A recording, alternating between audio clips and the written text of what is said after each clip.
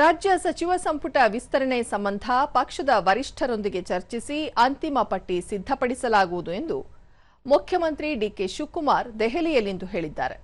ಸಂಪುಟ ವಿಸ್ತರಣೆ ಸಂಬಂಧ ಪಕ್ಷದ ವರಿಷ್ಠ ನಾಯಕರೊಂದಿಗೆ ಸಮಾಲೋಚಿಸಲಾಗಿದೆ.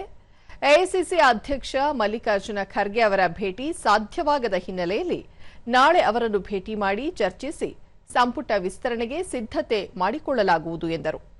ಮತದಾರ ಪಟ್ಟಿ ತೀವ್ರ ಪರಿಷ್ಕರಣೆ ಹಿನ್ನೆಲೆಯಲ್ಲಿ ಗ್ರೇಟರ್ ಬೆಂಗಳೂರು ಪ್ರಾಧಿಕಾರ ವ್ಯಾಪ್ತಿಯ 5 ಮಹಾನಗರ ಪಾಲಿಕೆಗಳಿಗೆ ಚುನಾವಣೆ ನಡೆಸಲು ಡಿಸೆಂಬರ್ 31ರವರೆಗೆ ಕಾಲಾವಕಾಶ ಕೋರಿ ಸುಪ್ರೀಂ ಕೋರ್ಟ್ಗೆ ಅರ್ಜಿ ಸಲ್ಲಿಸಲಾಗಿತ್ತು.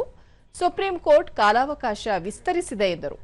ಗ್ರೇಟರ್ ಬೆಂಗಳೂರು ಪ್ರಾಧಿಕಾರದ ಚುನಾವಣೆ ಅಲ್ಲದೆ ಬರುವ ಮಾರ್ಚ್ ಅಂತ್ಯದೊಳಗೆ ಜಿಲ್ಲಾ, ತಾಲೂಕು, ಗ್ರಾಮ ಪಂಚಾಯಿತಿ ಹಾಗೂ ನಗರಸಭೆಗಳ ಚುನಾವಣೆ ನಡೆಸಲಾಗುವುದು.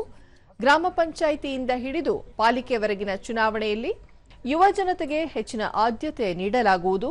ಸ್ಥಳೀಯ ಸಂಸ್ಥೆಗಳನ್ನು ಬಲಪಡಿಸಲು ಮತ್ತು ಅಧಿಕಾರ ವಿಕೇಂದ್ರೀಕರಣವನ್ನು ತರಲು ಸಂವಿಧಾನಕ್ಕೆ ಮಾಡಲಾದ 73 ಮತ್ತು 74ನೇ ತಿದ್ದುಪಡಿಯನ್ನು ಅನುಷ್ಠಾನಕ್ಕೆ ತರಲಾಗುವುದು ಎಂದು ಹೇಳಿದರು.